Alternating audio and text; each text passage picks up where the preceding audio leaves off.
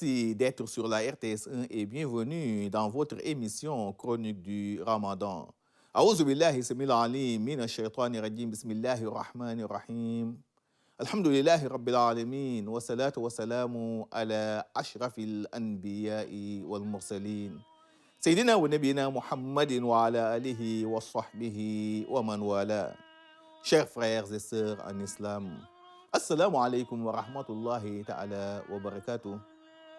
Aujourd'hui, nous allons vous parler de l'éducation, du civisme et de la citoyenneté en islam. Trois piliers fondamentaux, voire essentiels pour développer un pays. Car si la personne n'est pas éduquée ou n'a pas une certaine notion du civisme ou de citoyenneté, elle sera semblable à un animal ou pire même. C'est ce que nous dit Allah subhanahu wa ta'ala dans le Saint-Coran. بعد أعوذ بالله من الشيطان الرجيم بسم الله الرحمن الرحيم ولقد ذرعنا لجهنم كثيرا من الجن والإنس لهم قلوب لا يفقهون بها ولهم أعين لا يبصرون بها ولهم آذان لا يسمعون بها أولئك كالأنعام بل هم أضل أولئك هم الغافلون. Allah subhanahu wa ta'ala nous dit: nous avons destiné l'enfer à bon nombre d'hommes et de djinns parce que tout simplement ils ont des cœurs mais ne comprennent pas. Autrement dit, ils ne pensent guère dans le sens, n'est-ce pas, du bien. Ils ont des yeux mais ne voient pas dans le sens du bien. Ils ont des oreilles mais n'entendent pas également dans le sens du bien. Tout cela à cause d'un manque de foi ou d'éducation religieuse de base. Allah subhanahu wa ta'ala nous dit: de pareils gens sont semblables à des animaux, plus égarés même que ces derniers. Donc ce qui fait la différence entre l'homme et l'animal, ce n'est rien d'autre qu'une utilisation judicieuse, n'est-ce pas, de notre raison. Autrement dit, avoir une bonne éducation religieuse de base. L'éducation n'est pas seulement le fait de transmettre du savoir à la personne, mais loin de là. Car il faut le dire, aujourd'hui nous enseignons plus que l'on éduque.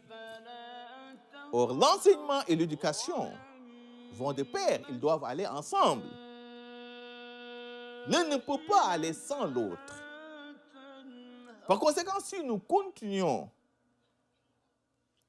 à enseigner ou à transmettre du savoir à nos enfants et sans pour autant prendre la peine de leur inculquer une éducation de base, cela serait tout simplement peine perdue.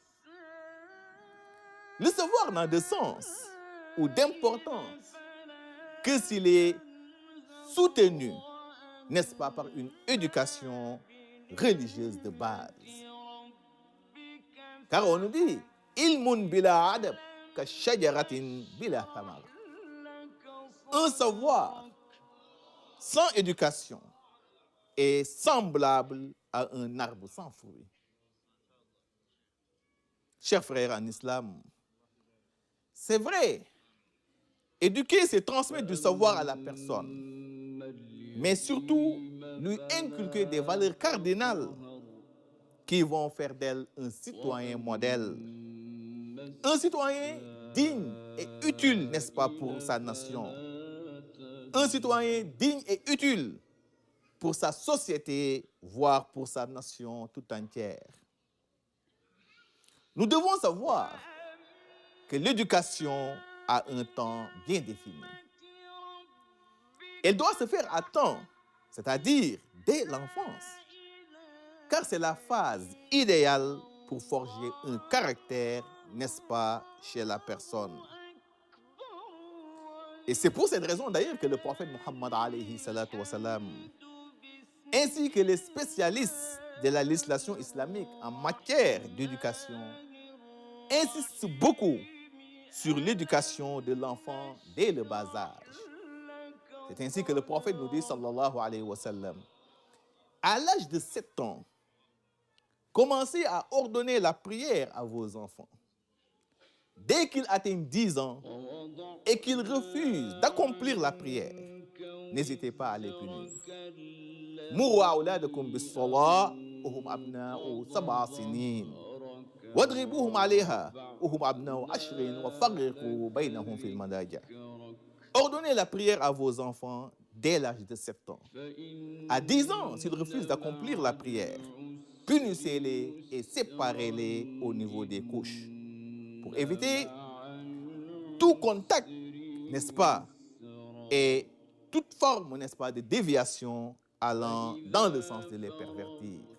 Chers frères et sœurs en islam, nous voilà au terme de notre chronique. Merci de l'avoir suivi et à demain, Inch'Allah.